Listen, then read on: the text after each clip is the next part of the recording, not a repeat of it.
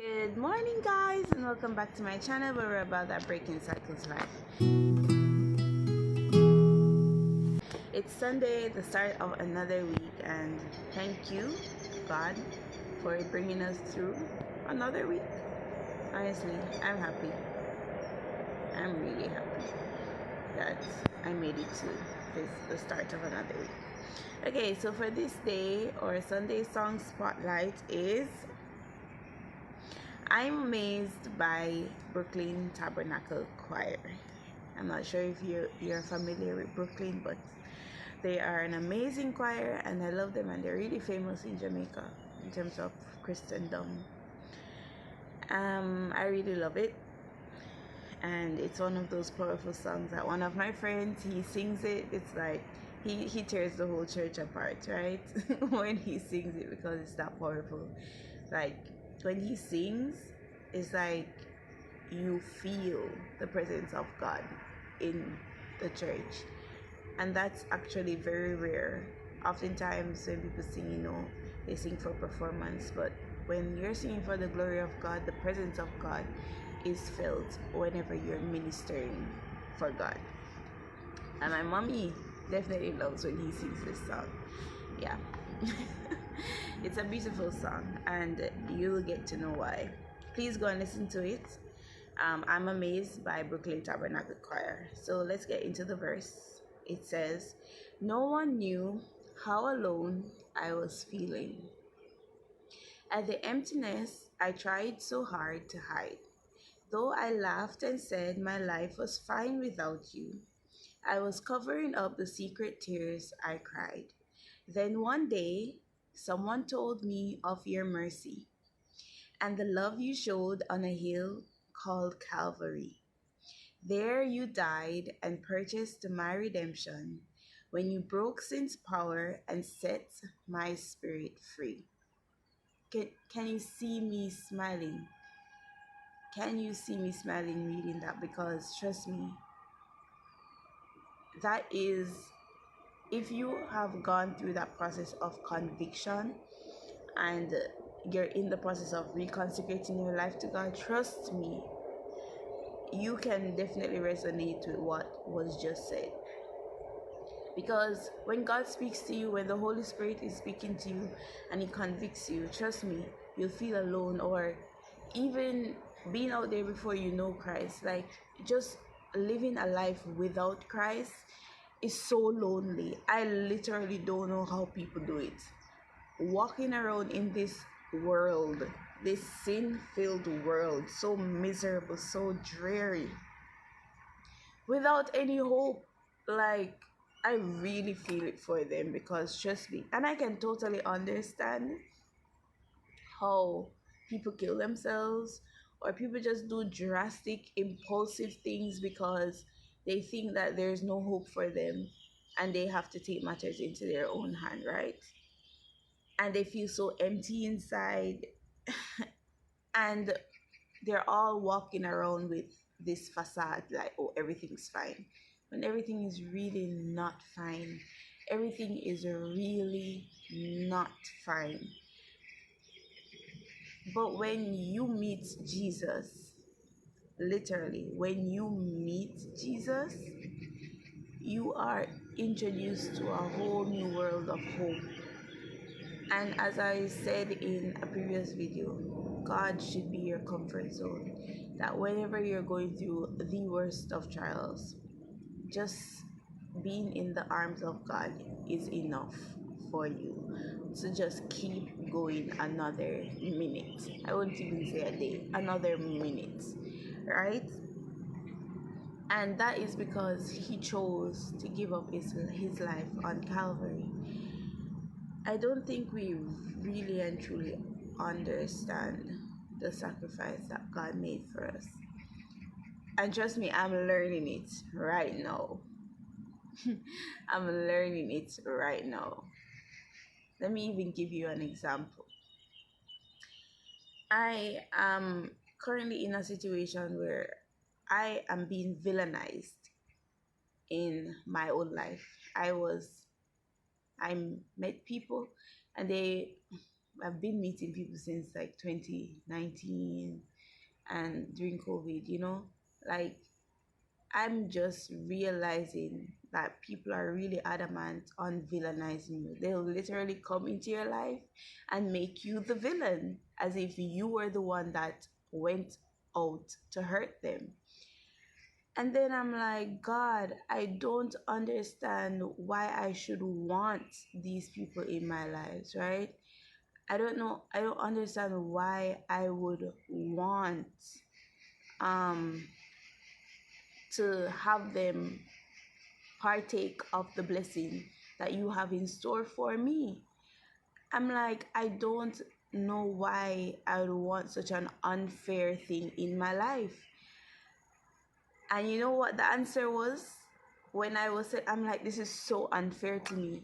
This is what he answered me and said, Shanik, you have hurt me.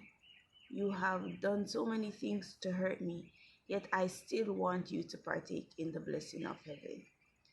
Wouldn't you say it's unfair, Shanik, I would I would allow you to partake in the blessing when you have hurt me, you have literally been stubborn and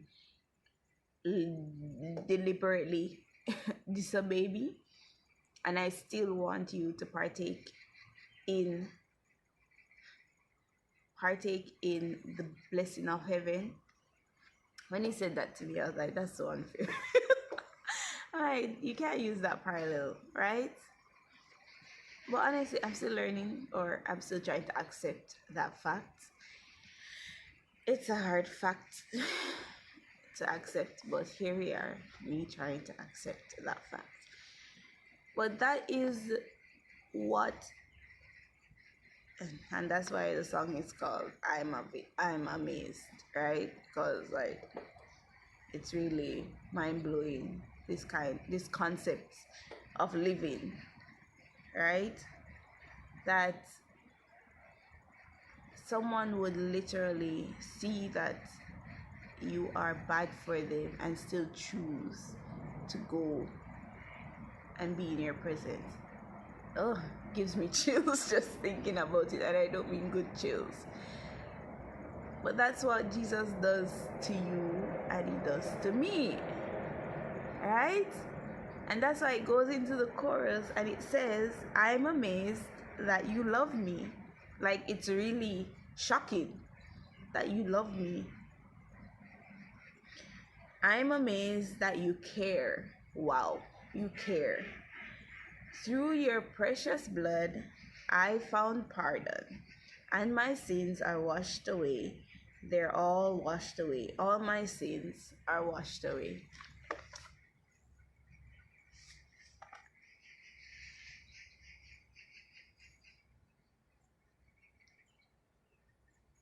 Sorry, had a moment there. If you ever thought Christianity was an easy road, I am here to testify that it is the hardest journey to ever live. Choosing to love and deal with people that are intentionally out there doing things to hurt you.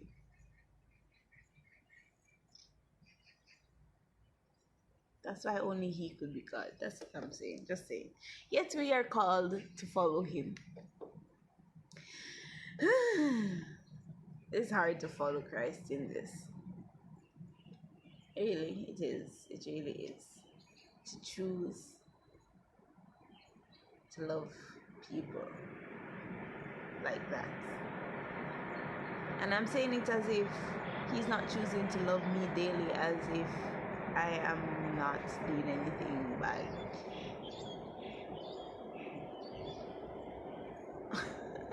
I'm sorry, you're going through the process with me right now, in me trying to understand why I really need to deal with this unfair thing.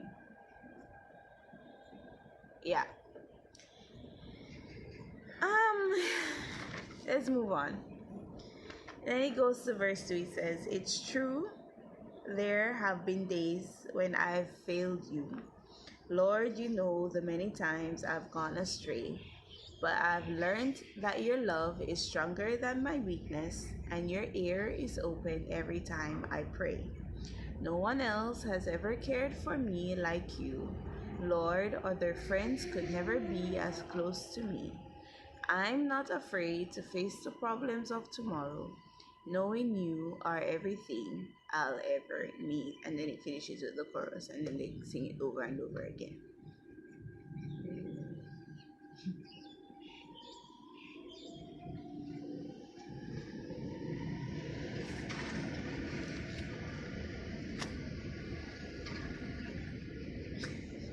Again, sorry, the process. The process. The processing. For those who know me, you kind of know what I'm thinking about.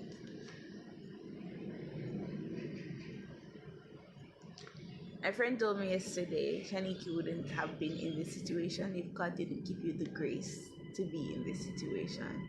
I'm like, how about I don't want to be in this situation and I choose not to be in this situation? And she's like, well, baby girl, it's your choice at the end of the day. And I'm like, yes, it's my choice. It really is my choice. Guys, I'm just practicalizing this song for you. Yes, it's all glorious to think of God in that way. But when it comes down to you having to exercise this level of maturity, this level of forgiveness, this level of mercy, grace towards others, that's where the rubber meets the road, right? This is where decisions are hardest. The choices are the hardest because, as my friend says, Shanique wants to live in her flesh. But, anyways, yes, the flesh is telling us that this is an unfair thing and you don't need to love them. You can choose, you can opt to not love the people that are doing this to you. You can. But then the Spirit of God is saying, Shanique, be merciful, Shanique, be patient, Shanique, be understanding. And then you're like, that won't help the situation. And then he says, yes, it will. And I'm like, and then he says, but do you think your anger is going to help the situation? And I'm like, right now, at this point, I don't even care what helps the situation, right? I just want an out. And if you choose to actually be with these people that are intentionally hurting you, I'm telling you, these people will be saying like, why are you still loving me after all that I've done to you? And that is what we say to God on a daily basis. I'm amazed that you love me. I'm amazed that you care. Like, I'm shocked that you'd even do all of this because you say you love me and I have done nothing but hurt you. Yeah.